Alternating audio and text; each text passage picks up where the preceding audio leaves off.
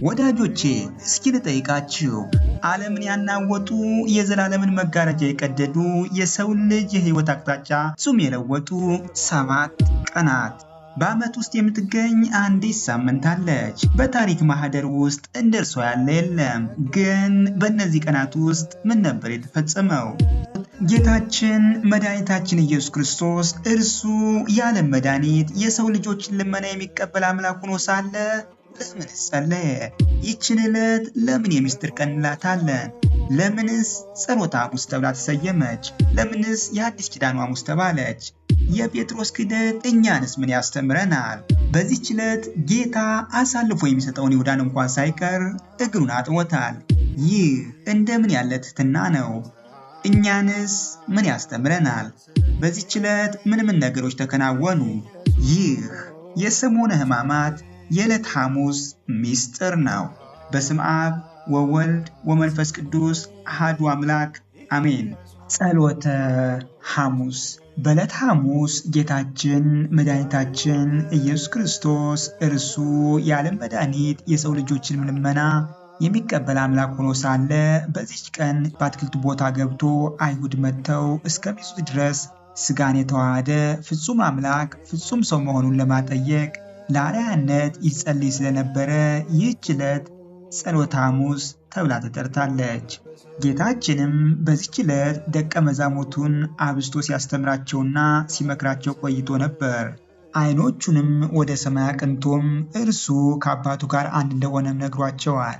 ከዚያም ለብቻው ፈቀቅ ብሎ ወዙ እስኪፈስ ድረስ ከሰገደና ከጸለየ በኋላ ወደ ደቀ መዛሙርቱ ሲመለስ ተኝተው ስላገኛቸው ከተኙበት ቀስቅሶ 1 ሰዓት ያህል እንኳን ከኔ ጋር መትጋት አቃታችሁን? ወደ ፈተና እንዳትገቡ ትጉና ጸልዩ ብሏቸዋል። ከዚህ በኋላ እርሱ ከባሕርይ አባቱ ከእግዚአብሔር አብ ጋር ስላለው አንድነትና ክብር ለሐዋርያት ካስተማራቸው በኋላ ኢየሱስም ይህንን ተናግሮ አትክልት ወዳለበት ስፍራ ወደ ቄድሮን ወንዝ ማዶ ከደቀ መዛሙርቱ ጋር ወጣ፣ በዚያም ገባ ተብሎ እንደተጻፈ ከደቀ መዛሙርቱ ጋር ለጸሎት ወደ አትክልት ስፍራው ሄደ። የአስቆሮቱ ይሁዳም ይህችንን ስፍራ ቀድሞ ጌታ ይወዳት እንደነበር ያውቃልና የካህናት አለቆችንና ጸሐፍት ፈሪሳውያንን እንደዚሁም ሌሎች ጋሻና ጦርን የያዙ ጭፍሮችን አስከትሎ ወደ እርሱ መጣ። በዚህም ጊዜ ጌታችን ደቀ መዛሙርቱን እነሆ ሰዓቱ ቀርቧል፣ የሰው ልጅ በኃጢአተኞች እጅ አልፎ ይሰጣል፣ ተነሱ እንሂድ፣ እነሆ አሳልፎ የሚሰጠኝ ቀርቧልና አላቸው። በመናገር ላይ እያለ ከ12ቱ አንዱ ይሁዳ መጣ። ከካህናት አለቆችና ከሕዝብ ሽማግሌዎች ዘንድ የተላኩ ሰይፍን የያዙ ብዙ ሰዎች አብረውት ነበሩ። ከዚያም ወደ እነሱ ቀርቦ ማንን ትፈልጋላችሁ? አላቸው። እነርሱም የናዝሬቱን ኢየሱስ እንፈልጋለን አሉት። ያን ጊዜ ይሁዳ ወደ እርሱ ቀርቦ መምህር ሆይ ቸር አለህን? ሰላም ላንተ ይሁን ብሎ ሳመው። መሳሙም ኢየሱስ ከደቀ መዛሙርቱ መካከል የትኛው እንደሆነ ለአይሁድ ለይቶ ለማሳየት የተጠቀመው የጥቆማ ምልክት ነበር። ምክንያቱም የጌታ መልክና የወንጌላዊ ዮሐንስ መልክ ይመሳሰልባቸው ነበርና። ያን ጊዜም ጌታችን ይሁዳን እንደዚህ አለው፣ የሰውን ልጅ በመሳም አሳልፈ ትሰጣለህን? በኢየሱስ ዙሪያ የነበሩ ሰዎችም ሁኔታውን ተመልክተው ጌታ ሆይ በሰይፍ እንምታቸው አሉት። ከእነርሱም አንዱ የሊቀ ካህናቱን ባሪያ መጥቶ ቀኝ ጆሮውን ቆረጠው። ኢየሱስም እንዲህ አለው፣ በል ሰይፍህን ወደ ሰገባው መልስ፣ ሰይፍን የሚመዝ ሁሉ በሰይፍ ይጠፋሉ። ካስፈለገ አባቴ ብለምነው ከ12ቱ ክፍለ ሰራዊት የሚበልጡ መላእክት የማይሰድልኝ ይመስልሃልን? ይህ ቢሆን ደግሞ ቅዱሳን መጻሕፍት ይሆናል ያሉት ነገር እንዴት ይፈጸማል? በዚያ ጊዜ ኢየሱስ ሕዝቡን እንዲህ አላቸው፣ ወንበዴ እንደሚይዝ ሰው ሰይፍና ዱላ ይዛችሁ ልትይዙኝ መጣችሁ። በየዕለቱ በቤተ መቅደስ ተቀምጬ ሳስተምር አልያዛችሁኝም ነበር። ነገር ግን ይህ ሁሉ የሆነው ነቢያት በቅዱሳን መጻሕፍት የተናገሩት ይፈጸም ዘንድ ነው። በዚያ ጊዜ ደቀ መዛሙርት ሁሉ ጥለውት ሸሹ። ከዚህ በኋላ ከእርሱ ጋር የመጡት አይሁድና ጭፍሮቻቸው ጌታ ኢየሱስንም በስድስተኛው ሌሊት ያዙት። ወደ ሽማግሌዎችና ወደ ሊቀ ካህናቱ ወደ ቀያፋ ወሰዱት። ጴጥሮስ ግን ከሩቅ ሆኖ ይመለከት ነበር። የነገሩንም ፍጻሜ ያይ ዘንድ ከአንድ ቅጥር ገብቶ ተቀመጠ። በዚህ ጊዜ ኢየሱስን የያዙት ሰዎች የኦሪት ሕግ መምህራንና የሕዝብ ሽማግሌዎች ተሰብስበው ወደ ነበሩበት ወደ ሊቀ ካህናቱ ወደ ቀያፋ ወሰዱት። ነገር ግን ጴጥሮስ ከርቀት ሆኖ እስከ ሊቀ ካህናቱ ቅጥር ግቢ ይከተለው ነበር። ወደ ውስጥም ገብቶ የሁኔታውን መጨረሻ ለማየት ከጠባቂዎቹ ጋር ተቀመጠ። በዚህ ጊዜ የካህናት አለቆችና የአይሁድ ሸንጎ በሙሉ ኢየሱስን ለማስገደል የሐሰት ማስረጃ ይፈልጉ ነበር። ብዙ የሐሰት ምስክሮች ቢቀርቡም በቂ ማስረጃ አላገኙም። በኋላ ግን ሁለት የሐሰት ምስክሮች ቀርበው ይህ ሰው የእግዚአብሔርን ቤተ መቅደስ አፍርሼ በ3 ቀን ውስጥ መልሼ ልሰራ እችላለሁ ብለዋል በማለት ተናገሩ። በዚህ ጊዜ ሊቀ ካህናቱ ተነስቶ በመቆም እነዚህ ሰዎች ለሚመሰክሩብህ ሁሉ ምንም መልስ አትሰጥምን? አለው። ኢየሱስ ግን ዝም አለ። ሊቀ ካህናቱም በሕያው በእግዚአብሔር አምልሃለሁ፣ አንተ ክርስቶስ የእግዚአብሔር ልጅ እንደሆን ንገረን አለው። ኢየሱስም አንተው ራስህ ብለኸዋል። ነገር ግን ለሁላችሁም ልንገራችሁ፣ ወደፊት የሰው ልጅ በኃያሉ ቀኝ ተቀምጦ በሰማይ ደመና ሲመጣ ታዩታላችሁ አላቸው። በዚህ ጊዜ ሊቀ ካህናቱ ልብሱን ቀዶ በእግዚአብሔር ላይ የስድብ ቃል ተናግሯል፣ ከዚህ ሌላ ምን ምስክርነት ያስፈልጋል? በእግዚአብሔር ላይ የስድብ ቃል መናገሩን እናንተው ራሳችሁ ሰምታችኋል። ምን ይመስላችኋል? አላቸው። እነርሱም ሞት ይገባዋል ብለው መለሱለት። በዚህ ጊዜ ፊቱ ላይ እየተፉ በጡጫ መቱት። ሌሎችም በጥፊ እየመቱት ክርስቶስ ሆይ ማን ነው የመታህ? እስኪ ትንቢት ንገረን እያሉ ይዘባበቱበት ጀመር። ኢየሱስን አስረው ይጠብቁት የነበሩ ሰዎችም ያፌዙበትና ይመቱት ጀመር። ዓይኖቹንም ሸፍነው ትንቢት ተናገር፣ ማን ነው የመታህ? እያሉ ይጠይቁት ነበር። ሌላም ብዙ የስድብ ቃል እየተናገሩ ያቃልሉት ነበር። ከዚህ ላይ የጴጥሮስን ክህደትና ንስሐ መግባቱን እንመልከት። በሉቃስ ወንጌል ምዕራፍ 22 ቁጥር 55 ላይ እንደተጻፈው ሰዎቹ በሊቀ ካህናቱ ግቢ ውስጥ እሳት አንድደው በአንድነት ተቀምጠው ሳለ ጴጥሮስም ከእነርሱ ጋር ተቀምጦ ነበር። አንዲት የቤት ሰራተኛም ጴጥሮስን እሳቱ አጠገብ ተቀምጦ አየችውና ትኩር ብላ በመመልከት ይህ ሰው ደግሞ ከእርሱ ጋር ነበር አለች። እርሱ ግን አንቺ ሴት እኔ አላውቀውም ብሎ ካደ። ከጥቂት ጊዜ በኋላ አንድ ሌላ ሰው አይቶት አንተም ደግሞ ከእርሱ ጋር አንዱ ነህ አለው። ጴጥሮስ ግን አንተ ሰው እኔ አይደለሁም አለ። አንድ ሰዓት ያህል ቆይቶም ሌላ ሰው በእርግጠኝነት ይህ ሰው የገሊላ ሰው ስለሆነ በእውነት ከእርሱ ጋር ነበር አለ። ጴጥሮስ ግን አንተ ሰው የምትለውን እኔ አላውቀውም ሲል መለሰለት። ይህንን ተናግሮ ገና ሳይጨርስ ዶሮ ጮኸ። ኢየሱስም መለስ ብሎ ጴጥሮስን ተመለከተው። ጴጥሮስም ዛሬ ዶሮ ሳይጮህ 3 ጊዜ ትክደኛለህ ብሎ ጌታ የተናገረው ቃል ትዝ አለው። ጴጥሮስም ወደ ውጭ ወጥቶ ምርር ብሎ አለቀሰ። በነጋም ጊዜ የሕዝብ ሽማግሌዎች፣ የካህናት አለቆችና ጸሐፍት ፈሪሳውያን ተሰባሰቡ። ኢየሱስንም በሸንጓቸው ፊት አቀረቡት። እነርሱም አንተ ክርስቶስ ነህን? እስኪ ንገረን አሉት። ኢየሱስም እንዲህ አላቸው፣ ብነግራችሁ አታምኑኝም፣ ብጠይቃችሁም አትመልሱም። ነገር ግን ከአሁን ጀምሮ የሰው ልጅ በእግዚአብሔር ኃይል ቀኝ ይቀመጣል። በዚህ ጊዜ ሁሉም ታዲያ አንተ የእግዚአብሔር ልጅ ነህን?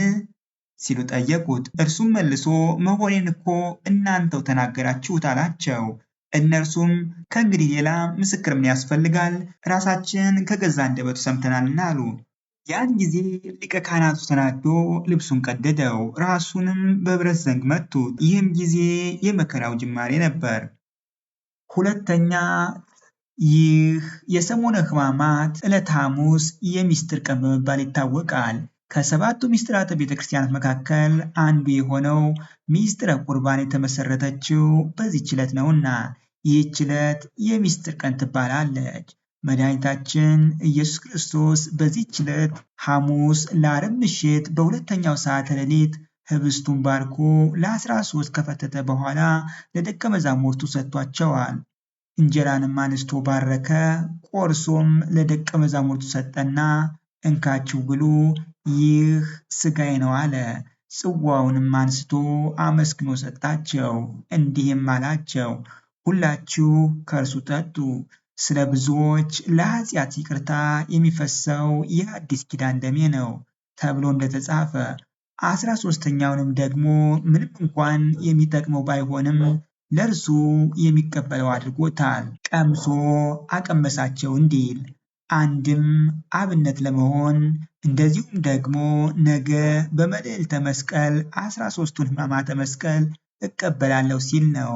ጌታ ይህንን አርአያነት ባያደርግልን ኖሮ ዛሬ ካህኑ የጌታን ሥጋና ደም ሳይቀበል አቀብሎ ብቻ በሄደ ነበርና ይህን ስርዓት ለማስተማር ነው። በዚህም መሰረት እኛ ከእርሱ ከመድኃኒታችን ከክርስቶስ ጋር አንድ የምንሆንበትን ምስጢር ለደቀ መዛሙርቱ የገለጠባት ዕለት በመሆኗ ይህች ዕለት የምስጢር ቀን ተብላ ትጠራለች።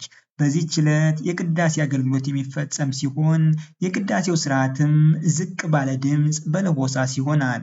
የቃጭሉን አገልግሎት የሚተካው ጸናጽል ሲሆን ይህም አይሁድ ጌታችንን ሊይዙት በመጡ ጊዜ ድምፃቸውን ዝቅ አድርገው በለሆሳስ እየተነጋገሩ መምጣታቸውን ለማሰብ ነው። ሶስተኛው ደግሞ ይህች ዕለት የአዲስ ኪዳን ሐሙስ ትባላለች። ይህች ዕለት መድኃኒታችን ኢየሱስ ክርስቶስ ራሱን የተወደደ መስዋዕት አድርጎ የገለጸባት፣ በንሳት ደም ይቀርብ የነበረው መስዋዕተ ኦሪትም አብቅቶ አማናዊው የአዲስ ኪዳን መስዋዕት ለድኅነት ዓለም የተበሰረባትና የተጀመረባት ዕለት በመሆኗ የአዲስ ኪዳን ሐሙስ እየተባለች ትጠራለች። አራተኛ ይህች ዕለት የሕጽበተ እግር ቀን ትባላለች። በዚህች ዕለት በመጀመሪያው ሰዓተ ሌሊት ማበሻም ጨርቅ ወስዶ ታጠቀ። በኋላም በመታጠቢያ ውሃ ጨመረ። የደቀ መዛሙርቱንም እግር ሊያጥብና በታጠቀበት ማበሻ ጨርቅ ሊያብስ ጀመር። ወደ ስምዖን ጴጥሮስም መጣ። እርሱም ጌታ ሆይ አንተ የኔን እግር ታጥባለህን? አለው። ኢየሱስም መልሶ እኔ የማደርገውን አንተ አሁን አታውቅም፣ በኋላ ግን ታስተውላለህ አለው። ጴጥሮስም የኔን እግር ለዘላለም አታጥበኝም አለው። ኢየሱስም ካላጠብሁህ ከኔ ጋር እድል ፈንታ የለህም ብሎ መለሰለት። ስምዖን ጴጥሮስም ጌታ ሆይ እጄንና ራሴን ደግሞም እንጂ እግሬን ብቻ አይደለም አለው። ኢየሱስም የታጠበ እግሩን ከመታጠብ በቀር ሌላ አያስፈልገውም፣ ሁለንተናው ግን ንጹሕ ነው። እናንተም ንጹሐን ናችሁ፣ ነገር ግን ሁላችሁም አይደላችሁም አለው። አሳልፎ የሚሰጠውን ያውቅ ነበርና፣ ስለዚህ ሁላችሁም ንጹሐን አይደላችሁም አለ። እግራቸውንም አጥቦ ልብሱንም አንስቶ ዳግመኛ ተቀመጠ። እንዲህም አላቸው፣ ያደረግሁላችሁን አስተውላችኋልን? እናንተ መምህርና ጌታ ትሉኛላችሁ፣ እንዲሁ ነኝና መልካም ትላላችሁ። እንግዲህ እኔ ጌታና መምህር ስሆን እግራችሁን ካጠብሁ፣ እናንተ ደግሞ እርስ በርሳችሁ እግራችሁ ትተጣጠቡ ዘንድ ይገባችኋል። እኔ ለእናንተ እንዳደረግሁ እናንተ ደግሞ ታደርጉ ዘንድ ምሳሌ ሰጥቻችኋለሁና። እውነት እውነት እላችኋለሁ፣ ባሪያ ከጌታው አይበልጥም፣ መልእክተኛም ከላከው አይበልጥም። ይህን ብታውቁ ብታደርጉም ብፁዓን ናችሁ ተብሎ በወንጌላዊው ቅዱስ ዮሐንስ ምዕራፍ 13 እንደተጻፈ። ከዚህ ከወንጌላዊ ቃል እንደምንረዳው ጌታችን መድኃኒታችን ኢየሱስ ክርስቶስ የደቀ መዛሙርቱን እግር ያጥብ ዘንድ በጴጥሮስ ጀምሯል። ጴጥሮስ ግን እኔ ያንተ ደቀ መዝሙር ስሆን በአንተ በመምህሬ ልታጠብ አይገባኝም አለ። ጌታችንም መልሶ እውነት እውነት እልሃለሁ፣ እኔ እግርህን ካላጠብሁ ከኔ ጋር እድል ፈንታ የለህም። ከዚህ በኋላ ሌሎችንም ሐዋርያት አጥቧቸዋል። አሳልፎ የሚሰጠውን ይሁዳን እንኳን ሳይቀር እግሩን አጥቦታል። ጌታም ይህን ያደረገው አሳልፎ እንደሚሰጠው ሳያውቅ ቀርቶ አልነበረም። ፍቅርን ሲያስተምረው ለንስሐ ጊዜም ሲሰጠው ነው እንጂ። በሌላ በኩል ደግሞ እኛንም ለሚወዱን ብቻ ሳይሆን ለሚጠሉንም እንኳን በጎ ማድረግ እንደሚገባን ሲያስተምረን ነው። ጌታችን ተጠምቆ ተጠመቁ እንዳለን፣ ጹሞም ጹሙ እንዳለን፣ ጸልዮ ጸልዩ እንዳለን፣ ሰግዶም ስገዱ እንዳለን እንደዚሁ የደቀ መዛሙርቱን እግር አጥቦ እናንተም እንዲህ አድርጉ ብሎ አርአያነቱን ሲያሳየን መምህረ ትሕትናነቱን ሲገልጽልን ነው። ዛሬም ከፓትርያርኩ ጀምሮ ሊቀ ጳጳሳቱና ካህናቱ ሁሉም በየማዕረጎቻቸው የምዕመናኑን እግር ዝቅ ብለው የሚያጥቡበት የጌታን ትሕትና ሥራ ለማሰብ ነው። በዚህ መሰረት ይህን ስርዓቱን አብነት በማድረግ በዚህች ቀን በጸሎተ ሐሙስ በዚህች ቀን 9 ሰዓት ሲሆን የሕጽበተ እግር ስርዓት በሚከናወንበት ጊዜ ዲያቆን ውሃን ያቀርባል። በቀረበው ውሃ ላይ ጸሎተ አኮቴት ይጸለያል። ወንጌል ተነቦበት ውሃው በካህኑ ወይም በሊቀ ጳጳሱ እጅ ይባረክና የሕጽበተ እግር ይከናወናል። በዚህ ጊዜ ከውሃው በተጨማሪ የወይራና ወይን ቅጠልን ለስርዓቱ ማስፈጸሚያ እንጠቀምባቸዋለን። ሚስጥሩም ወይራ ጽኑ ነው። ይህም ክርስቶስ ጽኑ መከራ መቀበሉን የሚያስረዳ ነውና። ከዚህ በተጨማሪም እኛ የእርሱን መከራ ለመቀበል ዝግጁ ነን ለማለት ነው። የወይኑ ቅጠል ደግሞ በወይን የተመሰለው ደሙን አፍስሶ ለምዕመናን የሕይወት መጠጥ ይሆንላቸው ዘንድ መስጠቱን ለማዘከር ነው። በዚህች ዕለት ጌታችን መድኃኒታችን ኢየሱስ ክርስቶስ የደቀ መዛሙርቱን እግር በማጠብ የፈጸመው የሕጽበተ እግር ስርዓት ለካህናት፣ ለምዕመናን የትሕትና ስራ ለማስረዳት መሆኑን እናንተም ለባልንጀሮቻችሁ እንዲህ አድርጉ በማለት ተናግሯል።